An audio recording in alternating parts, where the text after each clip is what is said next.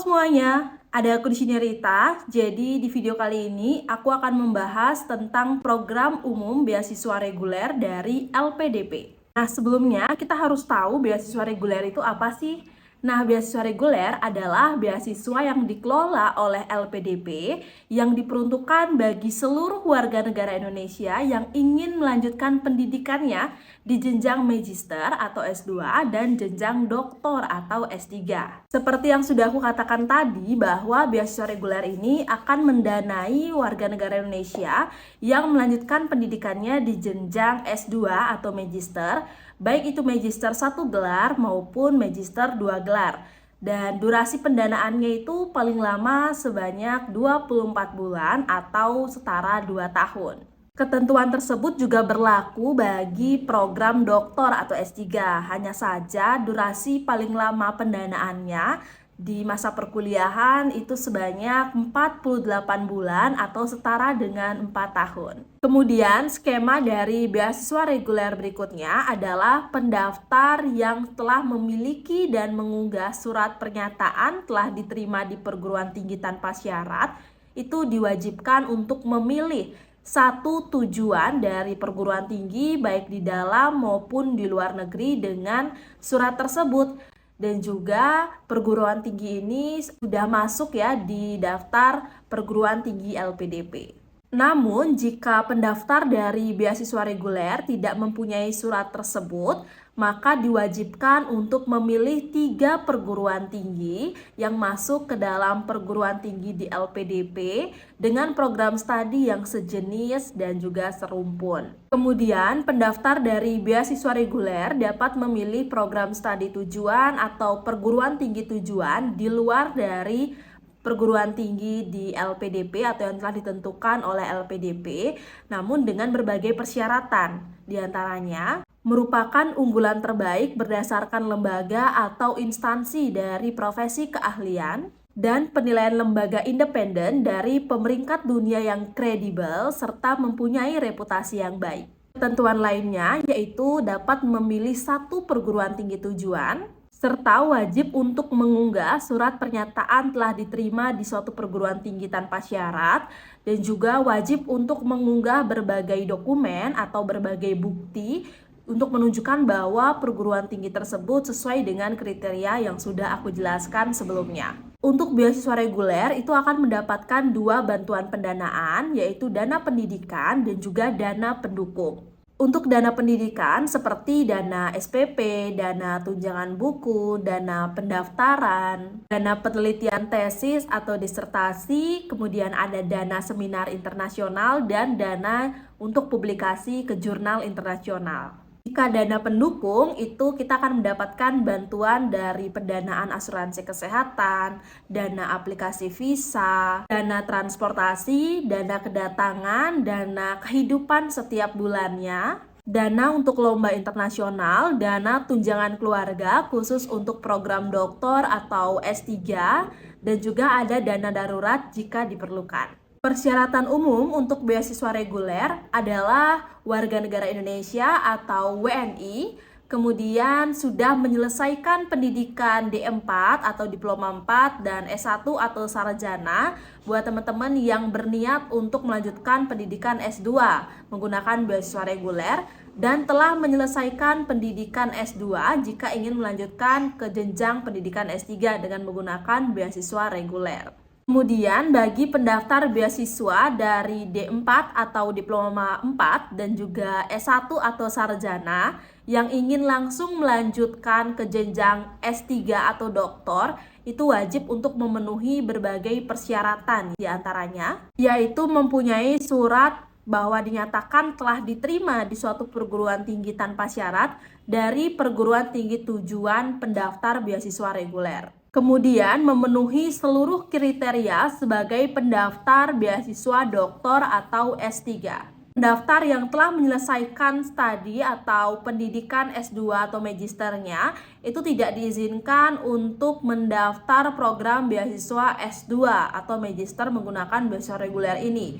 Begitu juga pada program beasiswa S3 atau doktor itu tidak bisa didaftarkan bagi seseorang yang telah mempunyai gelar S3 atau doktor. Persyaratan berikutnya adalah jika teman-teman merupakan lulusan dari perguruan tinggi di luar negeri dan ingin mendaftar menggunakan program beasiswa reguler ini, wajib untuk melampirkan beberapa dokumen. Di antaranya, yang pertama merupakan hasil dari penyetaraan ijazah dan konversi IPK dari Kementerian Pendidikan, Kebudayaan, Riset, dan Teknologi melalui website yang sudah aku tulis pada layar.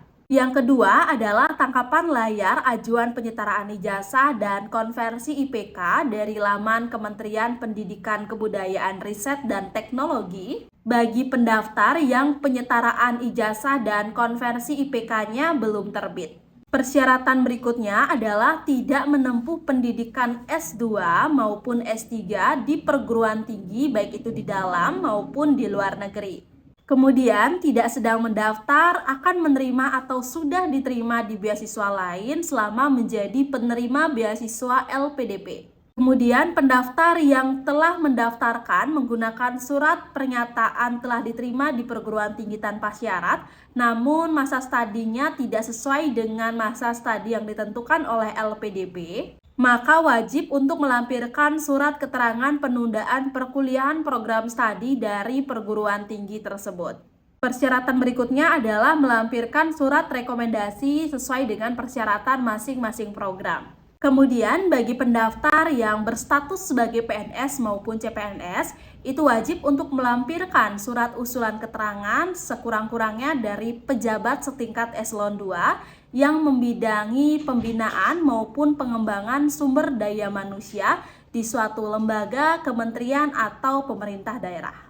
Kemudian bagi pendaftar yang merupakan seorang prajurit TNI, itu wajib untuk melampirkan surat usulan dari pejabat sekurang-kurangnya yang membidangi pembinaan sumber daya manusia dari Mabes TNI, baik itu TNI AD, TNI AU, maupun TNI AL. Ketentuan tersebut juga berlaku bagi pendaftar yang berstatus sebagai anggota Polri. Persyaratan berikutnya yaitu memilih perguruan tinggi maupun program studi sesuai dengan tujuan yang telah ditentukan oleh LPDP.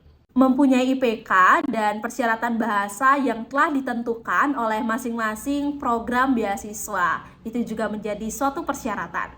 Beasiswa ini juga tidak diperuntukkan untuk berbagai jenis kelas seperti kelas eksekutif, kelas khusus, kelas karyawan, kelas jarak jauh, kelas yang dilaksanakan tidak dari perguruan tinggi induk, kelas internasional bagi pendaftar dengan tujuan pendidikan dalam negeri, kelas yang diselenggarakan di lebih dari satu negara perguruan tinggi, atau kelas lainnya yang tidak memenuhi ketentuan LPDP.